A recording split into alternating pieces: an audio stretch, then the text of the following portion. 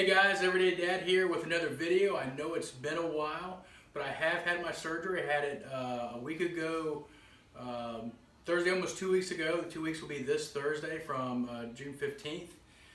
Things went well. The surgery was as expected. I can't ask for a better hospital. Shout out to Mary Immaculate Hospital in Newport News, Virginia, and Dr. Tarancina.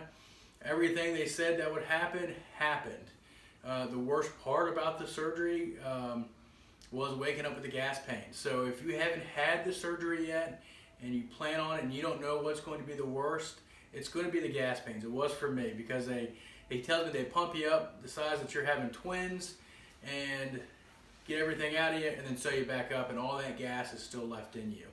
So when they say get up and walk around, do it. That is the only thing that helped, unless you have a husband or wife there that can massage your back for you. Thank God for my wife Marla. She was there, stayed with me, and was able to rub my back and kind of move this gas around. But you have to get up and walk. And that's what really got everything moving around and pushed out. The next morning when I woke up in the hospital still, because we did an overnight, gas pain's pretty much gone, 90% gone. I had a few during the day, but that's it. Had my barium test the next morning. Everything checked out good, no leaks. Everything seemed to be in the right place still. And then left around, I believe, 2:30. So I made it home. So hospital experience was great. So if you're in the peninsula area of Virginia, Hampton, Newport News, Williamsburg, I really urge you to go take a look at Dr. Tarancina if you're going to have this surgery. So from then till now, what have I been doing? Well, a lot of walking, moving around, and then drinking. Can't tell you how much I've just been drinking water, drinking protein drinks, and getting all that in. They ask you to get 90 to 100 grams of protein in a day, liquid protein that is, and then getting a total of 48 ounces of liquid, and that includes your protein drink. So for me, I'm using Premier Protein. I found that to be the easiest, the quickest. I don't have to worry about a blender bottle, shaking it all up, getting it mixed up, but I'm using Premier Protein chocolate, vanilla, and caramel. And with my chocolate, I'm mixing in 2 scoops of PB Fit in the morning, which is the powdered peanut butter, which gives me a little extra protein and a few more calories, and I find that helps me really get going in the morning. And I throw that with a little bit of ice in a blender, my Ninja, blend it all up, and I drink that in the morning. Now that usually takes about 2 hours to get down one of those thick protein drinks, because I'm not trying to push it. I'm not trying to compromise the process just to get all this stuff fluid down. So keep that in mind. Don't compromise the process just to get it down. Take little sips. If it takes you 2 hours, it takes you 2 hours. Water's a little easier to get down. I flavor 90% of my water with the Mio drops. I like orange. Orange vanilla is good. One thing I have found, if you take vanilla Premier Protein or any kind of vanilla protein mix, blend it with ice and 2 drops of the orange Mio, and you have a dreamsicle. So I found that out like day 5, and I needed something else other than chocolate and vanilla, and I said, you know what, let me try this. Let me just put a couple drops in there, and I had a dreamsicle. So I usually have that at lunch now, a chocolate peanut butter for breakfast, a creamsicle for lunch, and then I usually do a chocolate or vanilla for the evening time. And then I've started rotating in caramel. We found that at the local Kroger with the 4-pack. So that's the protein. Water, like I said, I'm just getting in water any way I can, trying to drink all day long.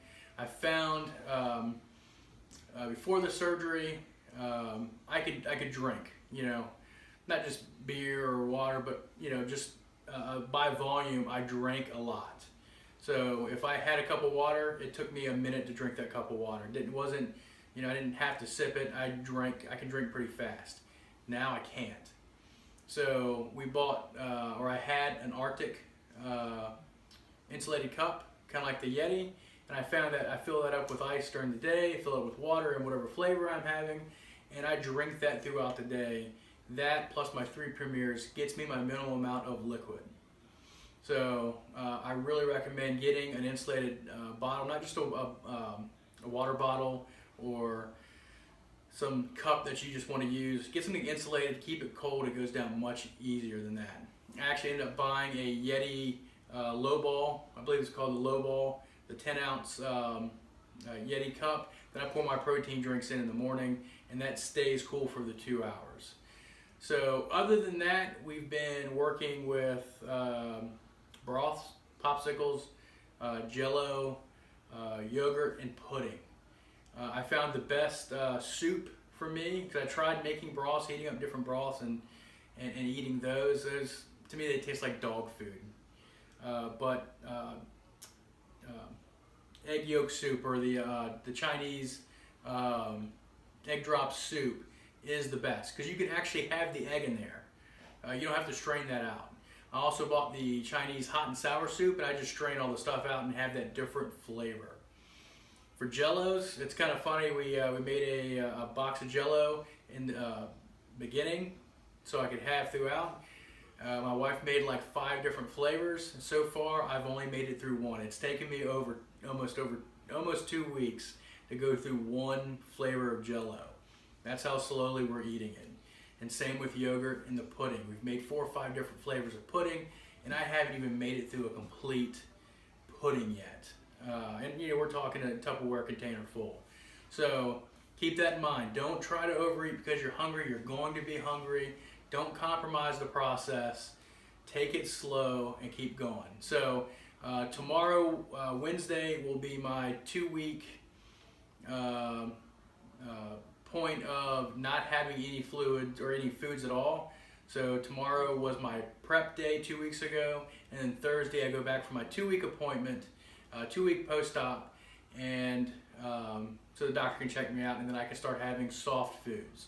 So I'm actually going to do some sous vide chicken salad and some sous vide tuna for the day I get to eat. And the reason why I'm doing sous vide is because it breaks it down and makes it extremely soft the longer I keep it in there, kind of like a crock pot.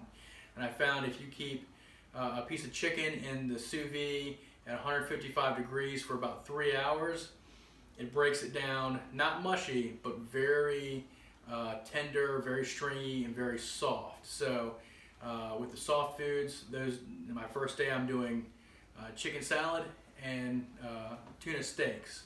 But the tuna steaks will be very soft, very tender. That way they just chew and disappear in my mouth. So I'm going to do a cooking video doing the chicken salad and the tuna to give you guys a kind of idea of what I'm thinking of when it comes to soft foods, and we'll go from there. So thanks a lot. We have some videos coming up. I want to talk about working out after the surgery, what I'm going to do. I have a triathlon planned for September. I have been riding my bike up until the day of the surgery, and I can't wait to get back on the bike. And I can't wait to get swimming again. So that should be coming up soon. Hopefully next week I can at least get on the bike for a couple hours or a couple miles, not a couple hours, a couple miles, 2 or 3 miles, just to get back in the routine of things and even hop in the pool. So be on the lookout for a couple more videos. The sous vide cooking videos, how to make that soft food for weeks 3 and 4. We're going to talk about workouts afterwards and how not to dehydrate yourself. That's one thing I found. I've been walking, and I found if I walk too much, I get dehydrated very quickly. So how not to die of dehydration. And also, I bought a Garmin watch, and this thing has been extremely helpful in this process when I started working out and even now. And I want to break down why I chose this watch over any other smartwatch for the future. So look for a comprehensive review on the Garmin Fenix 3. I know it's not the newest model, but it's the model I can afford, and why I chose it for my bariatric recovery. So thanks guys. If you like this video, hit the like button. If you have any questions, comment below and I'll get back to you.